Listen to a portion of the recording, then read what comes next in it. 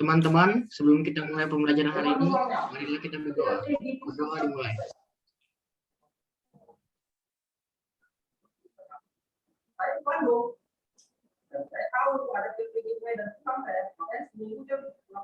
Doa selesai. Oke, terima kasih Bona yang sudah mimpin dalam doa. Sebelum kita memulai segala sesuatunya pagi ini, kita udah dibuka dengan Bona. Apa kabar anak-anak semua?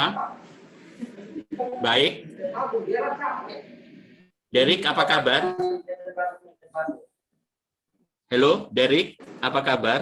Baik, Pak. Oke, Sydney, gimana liburannya? Sudah pergi kemana? Baik, Pak. Saya rasa kalian tidak pergi kemana-mana ya, karena suasana pandemi ini. Jadi kita mulai pembelajaran hari ini. Tadi sudah dibuka doa oleh Bona, dan saya sudah absen kalian, baik di WhatsApp maupun di LMS yang ada dalam hal ini, manage back. Oke. Hari ini kita akan belajar tentang luas permukaan tabung. Sekali lagi tadi sudah saya absen semua, sudah dibuka oleh Bona. Namun sebelumnya kita mulai segala sesuatu, saya mengingatkan kalian dengan 3 kata ajaib yang harus kalian perhatikan dan kalian aplikasikan dalam kehidupan sehari-hari. Yang pertama, terima kasih atau thank you. Yang kedua, mohon maaf atau I'm sorry. Dan yang ketiga, permisi atau excuse me. Oke? Ya. Jadi itu pengawal dari pembelajaran kita hari ini. Sebelum kita memulai segala sesuatunya, saya tunjukkan dulu. Pertama, yang buka S2, Man. Ada kompetensi dasar. Ini yang akan kita capai.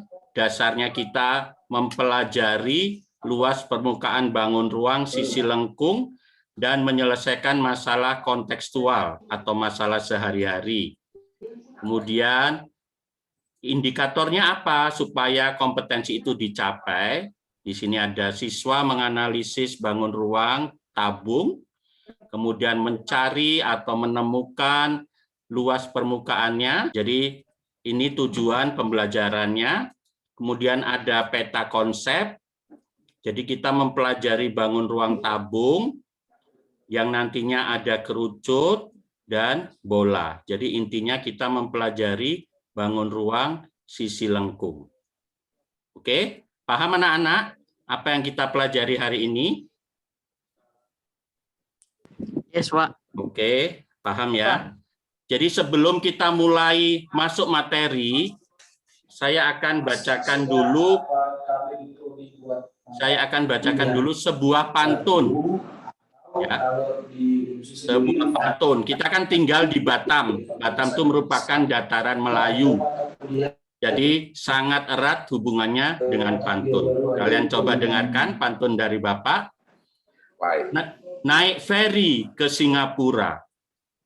Perginya dari pelabuhan Batam Center.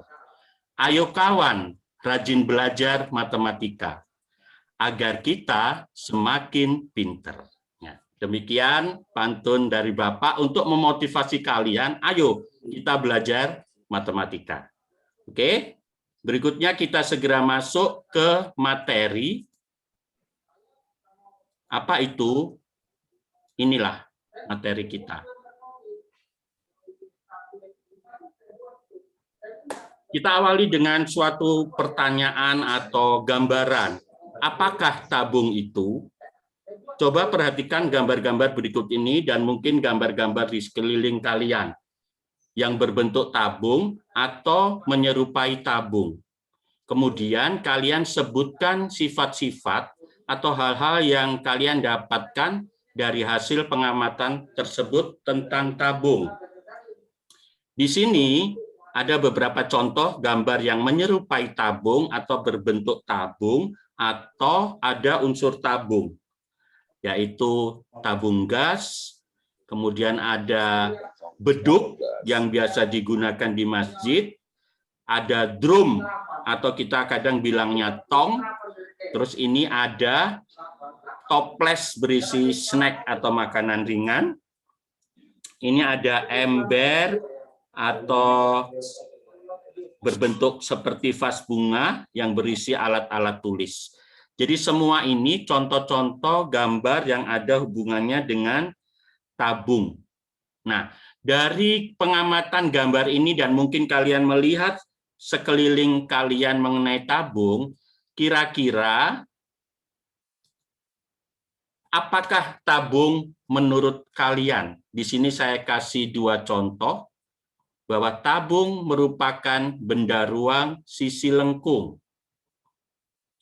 Dari pengamatan tadi, boleh dengan kata-kata kalian sendiri, tabung merupakan prisma tegak beraturan dengan bentuk alas dan tutup berupa lingkaran. Ada yang mau menambahkan? Apakah tabung itu menurut pengamatan kalian? Tidak ada kata benar dan salah nanti ya, terserah. Explore pengetahuan kalian, apa sih tabung itu? Tadi setelah melihat dan membayangkan benda berbentuk tabung. Silakan, kira-kira. Daryl atau Bona? Tidak memiliki titik sudut. Bona? Tidak memiliki titik sudut. Baik, saya tulis bangun yang tidak memiliki titik sudut. Setuju. Ada yang lain? Tabung memiliki 3 sisi. Iya. Tabung memiliki 3 sisi. Tabung memiliki 3 sisi. Ada yang lain? Mempunyai 2 lingkaran. Mempunyai 2 lingkaran, yaitu sebagai apanya 2 lingkaran itu? Rusuk. Alas dan tutupnya berbentuk lingkaran. Ya, alas dan tutupnya berbentuk lingkaran. Satu lagi, ada yang mau nambahin? 2 buah rusuk lengkung. Mempunyai 2 buah rusuk. Ya. Terima kasih atas sumbang sarannya mengenai tabung. Ya. Jadi rusuk adalah pertemuan 2 sisi. Jadi masih banyak hal-hal mengenai tabung yang bisa kita tambahkan ya dari pengamatan kalian dengan bahasa kalian sendiri. Nah, dari kesemuanya itu kita bisa menyimpulkan secara matematis. Ya. Di sini tabung adalah benda ruang sisi lengkung yang memiliki 3 sisi atau 3 permukaan. 2 berbentuk lingkaran sebagai alas dan tutup, dan sebuah selimut tabung yang berbentuk persegi panjang. Ya, jadi dari saran-saran kalian tadi, apa sih tabung itu? Kita bisa menyimpulkan secara matematis pengertian tabung. Jadi kalau digambar, ini gambar tabung. Kemudian kalau kita buka menjadi jaring-jaring tabung, ada atas atau tutup, ada selimut, dan ada alasnya. Oke, paham? Ada yang ditanyakan mengenai definisi tabung? Paham, Pak. Paham? Kusi paham? Kusi, Sydney paham? Paham. Oke, kita lanjutkan ya. Setelah kita mengetahui apa tabung itu, kita masuk ke materi berikutnya. Tujuan pembelajaran kita mengetahui atau menemukan rumus luas permukaan tabung. Nah, kita pahami ini. Pernahkah kalian membungkus benda dengan kertas kado? Atau pernahkah kalian membungkus kado dengan kertas kado? Tentu pernah kan? Tetapi pernahkah kalian membungkus kado tersebut tanpa ada kertas yang bertumpuk atau ada bagian yang tidak tertutup kertas? Jadi bisa bayangkan misal yang mudah aja berbentuk balok atau kubus, kita bungkus dengan kertas, tapi kertasnya tidak boleh overlap atau numpuk, dan bagiannya harus tertutup semua. Jadi, jika kita mengukur luas kertas kado tersebut, yang kita buat bungkus, dan kita buka lagi, kita ukur luasnya, itulah luas permukaan benda tersebut. Sehingga kalau kita membungkus tabung dengan kertas, tidak overlap, tidak boleh ada yang menumpuk, tidak ada gap, itulah yang merupakan luas dari permukaan tabung. Oke. Kemudian untuk lebih memahami secara rumus matematis, di sini disimpulkan, jadi luas permukaan tabung adalah luas seluruh sisi tabung yang terdiri dari luas alas, luas selimut, dan luas tutup. Luas atas ya maksudnya. Alas, sorry. Kalau bawah kita boleh nyebut alas, kalau atas kita boleh nyebut atas atau luas tutup. Dan luas selimut tabung. Kalau kita gambarkan seperti ini. Jadi ini atas tabung berbentuk lingkaran, selimut tabung berbentuk persegi panjang, dan alas tabung berbentuk lingkaran juga. Oke? Sehingga dari sini kita amati, kita review. Dari gambar jaring-jaring tersebut, dapat kita ketahui bahwa tabung terdiri dari 3 sisi, yaitu pertama, Bennett, atau siapa aja boleh? Alas. Yang kedua, yang di tengah tadi. Ya, selimut. Dan yang bawah adalah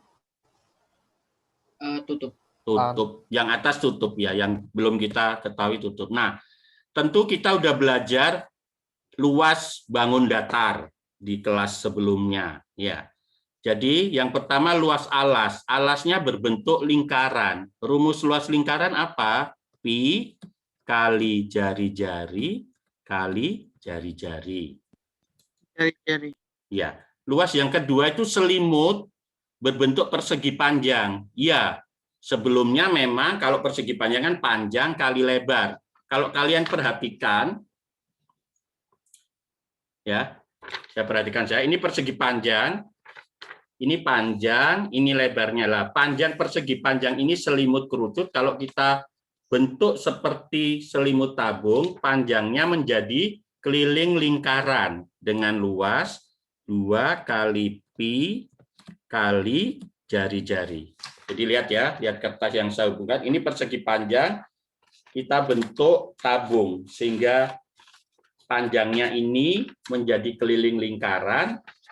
Tingginya ini, lebarnya ini menjadi tinggi tabung. Sehingga rumus selimutnya 2 kali Pi kali R kali T. Nanti bisa dipahami lagi di modul atau bahan ajar dan juga petunjuk di LKPD.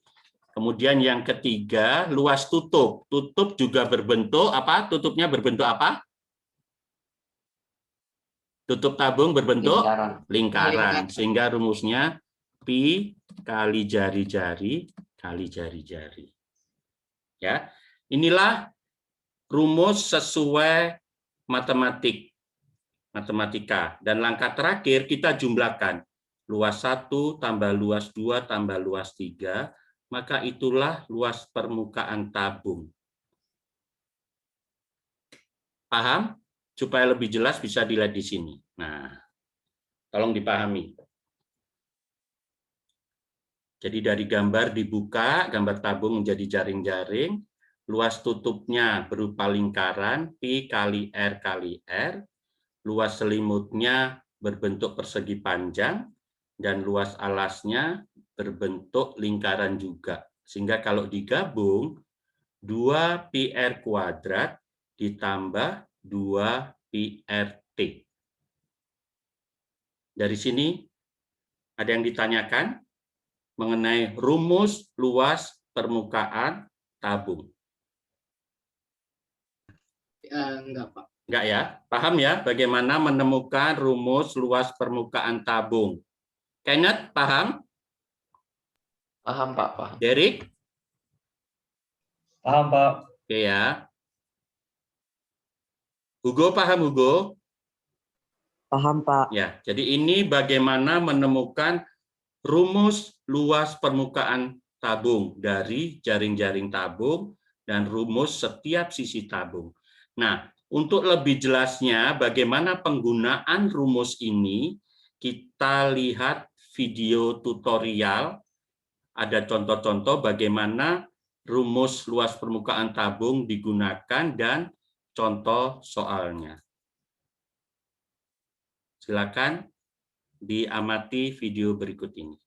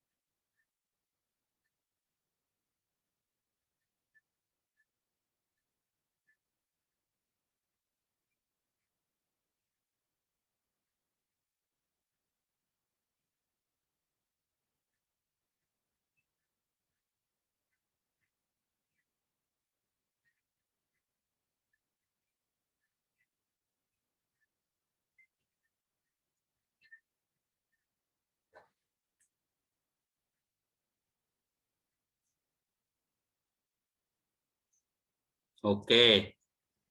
Mungkin terlalu cepat video tadi ya, nanti bisa diulang lagi. Saya akan share juga bahan ajar ini, atau bisa juga nanti dilihat di LKPD atau LKS yang sudah Bapak kirim di WhatsApp Group. Dilihat juga pengertian atau penjelasannya di bahan ajar atau modul. Jadi bisa dilihat di situ. Intinya, bagaimana menggunakan rumus luas permukaan tabung untuk mencari luas permukaannya, kita membutuhkan jari-jari dan tinggi tabung. Kalau diketahui diameter, jari-jarinya tinggal dibagi 2. Kalau diketahui jari-jari bisa langsung dimasukkan ke rumus. Dan tadi disebutkan bagaimana dengan nilai pi 3,14 atau 22/7 dilihat dari jari-jari atau tingginya. Ada nggak yang kelipatan 7? Kalau tidak ada, kita pakai 3,14. Oke, anak-anak, paham? Paham, Pak. Paham, Pak. Ada yang bertanya tentang penggunaan rumusnya? Oke ya, saya rasa itu semua sudah dijelaskan. Dan sekarang, setelah melakukan latihan di LKPD atau lembar kerja atau LKS, kalian akan mengerjakan tugas mandiri. Ya. Jadi tugas mandiri ini create secara individu, jadi mengerjakan secara masing-masing berdasarkan penjelasan yang ada di modul bahan ajar atau media presentasi tadi, atau di LKPD yang ada step-step pengerjaannya. Itu semua dirangkum, dipahami, dan Anda, anak-anak, akan mempunyai tugas seperti ini. Bisa dibayangkan ya, jadi disediakan kertas karton dengan ukuran 40 cm kali 60 cm. Anda harus mendesain, jadi membuat model kemasan makanan ringan yang berbentuk tabung. Bisa bayangkan ya, kalau kentang atau french fries di McDonald itu bentuknya kan mirip trapesium, mirip juga kerucut yang dipotong lancipnya itu. Atau kemasan lain, mungkin kalau di Batam ada banyak orang jual takoyaki atau kerak telur. Kemasannya itu berbentuk kayak wadah, kayak prisma. Tapi ini Anda mendesain bagaimana kemasan itu berbentuk tabung dengan kertas karton tersebut. Upayakan efisiensi bahan, artinya agar karton tersebut dapat dimanfaatkan seoptimal mungkin. Jadi artinya apa? Sisa kertas yang tidak digunakan itu sedikit mungkin atau seminimal mungkin. Jadi yang harus kalian estimasi, coba dan coba lagi, bagaimana menentukan nilai unsur-unsur tabung, yaitu jari-jari dan tinggi tabung. Jadi dicoba, misal jari-jarinya sekian, dihitung luas permukaannya, oh masih terlalu banyak sisa kertasnya. Jadi harus di-trial lagi, dicoba lagi. Oh, kelebihan kertasnya dikurangi lagi. Sampai benar-benar kertas yang tersisa, kertas yang tidak digunakan, seminimal mungkin. Paham? Dengan tugas mandiri ini? Iya, paham, Pak. Ya. Paham, Pak. Nanti dalam proses pengerjaan mandiri, boleh tanya ke Bapak. Bukan tanya jawabannya, tapi tanya maksudnya atau Pak, terus diapakan, itu boleh. Ya. Setelah tugas mandiri, anak-anak juga punya tugas kelompok yang terdiri dari 2 atau 3 orang. Nah, tugas kelompok dan tugas mandiri ini ada hubungannya. Setelah kalian tadi masing-masing menemukan bagaimana caranya menghitung menghitung jari-jari, menghitung tingginya, sekarang kalian dalam kelompok itu harus menulis .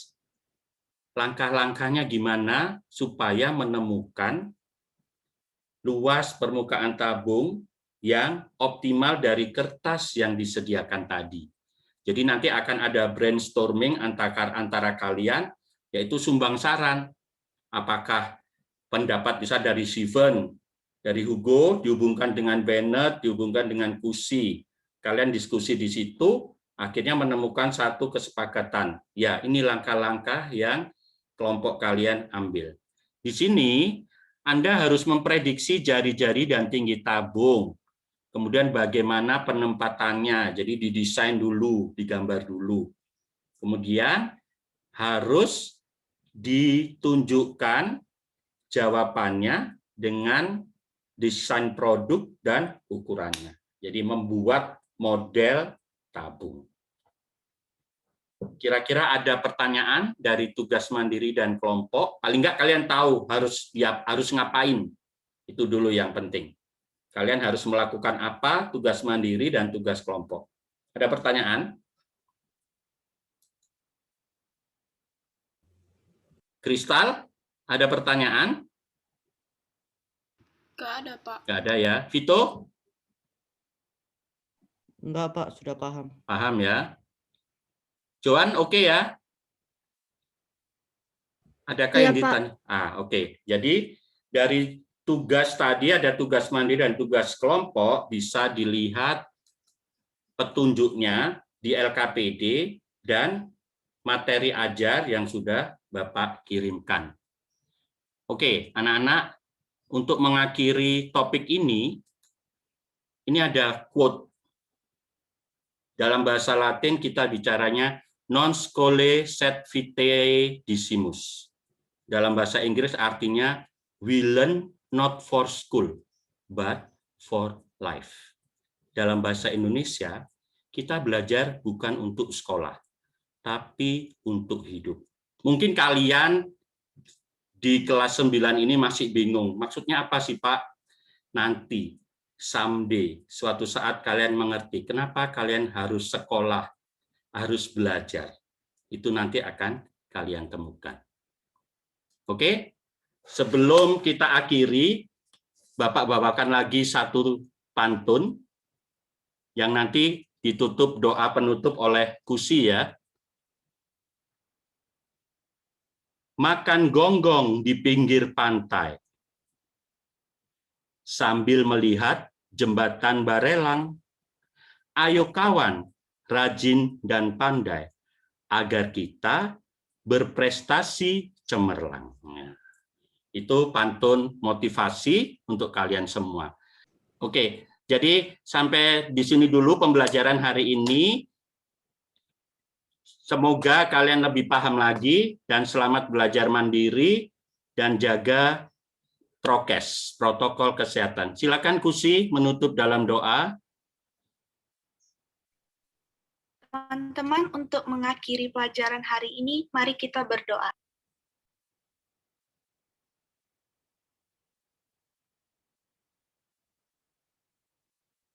Berdoa selesai. Oke, terima kasih anak-anak. Sampai ketemu di pertemuan berikutnya.